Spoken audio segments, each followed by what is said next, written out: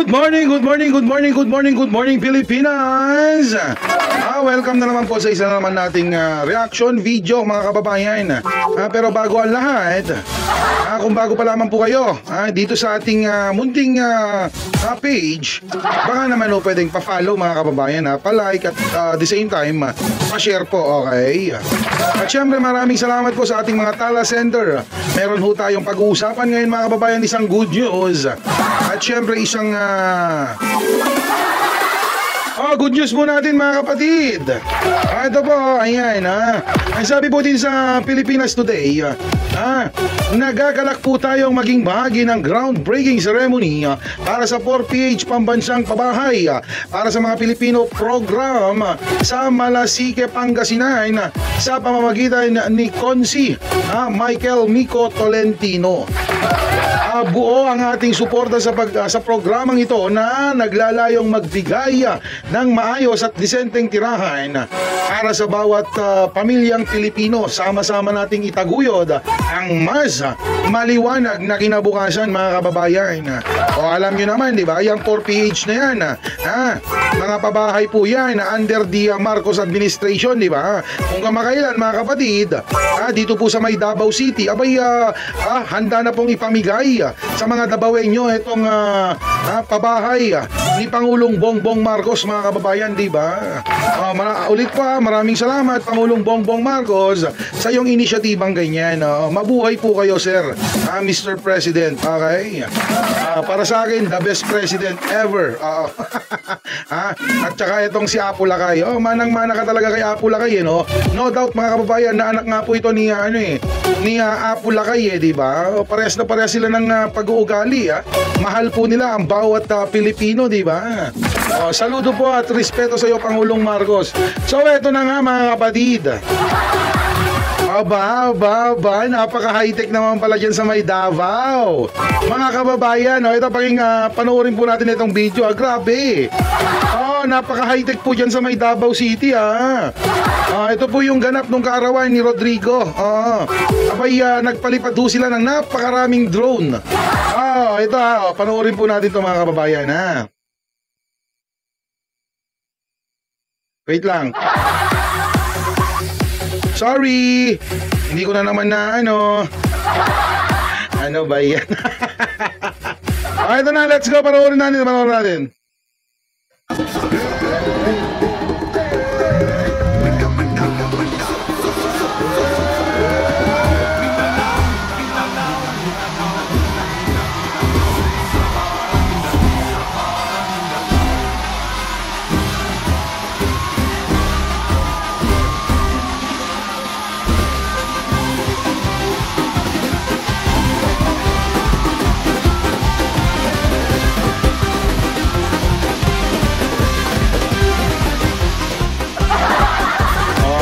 Kita nyo, drone show po yan mga kababayan ito pa nga yung isa tignan nyo, ang ganda. Grabe, tignan nyo to let's go.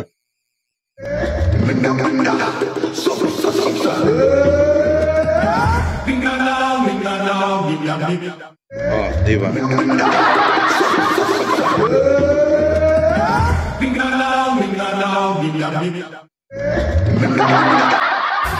Kita nyo? Ganda, no? Sabi ko sa inyo ngayon mga kababayan, napaka-high-tech ng Davao City. Grabe. Napakaraming drone. Ito kasi mga kababayan, tignan nyo. Pakinggan po natin itong ulat galing po sa may unang balita sa GMA TV. Lisado ang paggamit ng isang drone camera para umanon sa droga sa kakulungan sa Davao City. Nadiskubre po ito ng Barangay Kagawad. 3 pakete ng hinihinalang shabu na nagkakahalaga ng 400,000 pesos ang nakuha rito. Pinaniniwala ang ginamit ang drone para lihim na makapag-deliver ng ilegal na droga sa kulungan. Hawak na po ng pulisya ang drone at droga habang inaalam kung sino ang nasa likod nito. Diba? Sabi ko sa inyo, napaka-high-tech na po dyan sa Davao Drone po, ginagamit to. Saan? Sa pag-transport ng ano? Ngayon, yung ginamit mga kababayan na napakaraming drone, kung yan po ay ginagamit ngayon pan-transport, ay hirapan po ang ating autoridad ngayon, di ba? High-tech mga kababayan. Biruin yung drone gagamitin sa pinagbabawal na ano. Ang taba talaga ng utak nung nung gumagamit ng mga ganyan para lang mag-transport ng ipinagbabawal na Puro ka dyan, Tiger. Ito pa mga kababayan, ito pa matindi. Ayan mga kapatid, Ano sabi dito? Drug dent busted in Tagum City. 10 po yung arestado, 10 arrested including government employee. Meron na naman pong sanggot na government employee. Nung kamakailan mga kababayan, di ba? 37 po na empleyado po ng munisipyo under the management of Mayor Basti Duterte ay nagpositibo po sa ipinagbabawal na gamot. 37 po na empleyado yun Tapos ngayon 10, tapos may isa na namang government employee. Oh my goodness. Mga kababayan, saan ho kaya kumukuha ng tong mga to? Kala ko ba malinis dyan sa Davao City? Kala ko ba drug free dyan? Kasi nga yung mayor nyo dyan, tsaka yung mga naging official nyo dyan, galit daw ho sa droga. Kaya kung ako sa inyo mga kababayan, kung gusto nyo ng tunay na pagbabago, para mawala ng tuluyan yung mga lintik na mga ipinagbabawal na dyan, yung mga ipinagbabawal na mga teknik dyan mga kababayan, ang iboto nyo ho dyan sa Davao City, Nograles po. Pag Nograles ho kayo mula sa mayor, vice mayor at saka kung ano man pa congressman.